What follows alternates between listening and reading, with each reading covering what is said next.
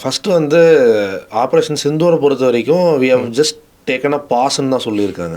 ஆமாம், அது முடிஞ்சிருச்சு அப்படிங்கிற இடத்துக்குள்ள இந்தியாவுடைய கவர்மெண்ட் வந்து எந்த இடத்துலையுமே போகலை அந்த இடத்துக்கு.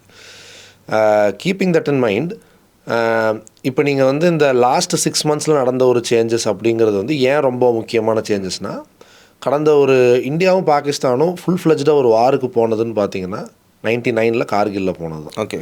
கார்கில் வாருக்கு அப்புறம் ஃபுல் ஃப்ளெஜ்டாக இந்தியாவுக்கும் பாகிஸ்தானுக்கும் நடுவில் ஒரு வார்னு கூட நம்ம சொல்ல வேண்டாம், அதையே வார்னு சொல்ல மாட்டாங்க. இன்ஃபேக்ட் கார்கில்ல வந்து அதை ஒரு ஸ்கர்மிஷ்னு சொல்லுவாங்க.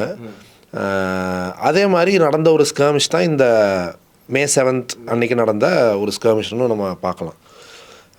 பட் இந்த ஸ்கர்மிஷ்னால் என்ன பிரச்சனை அப்படின்னு நீங்கள் பார்த்தீங்கன்னா, 99 அல்லது 98க்கு அப்புறம் 98க்கு முன்னாடி வரைக்கும் இந்தியா பாகிஸ்தான் வார்ஸுடைய நேச்சருங்கிறது வந்து அணு ஆயுதங்கள் இல்லாத ஒரு இடத்துலேருந்து வருது.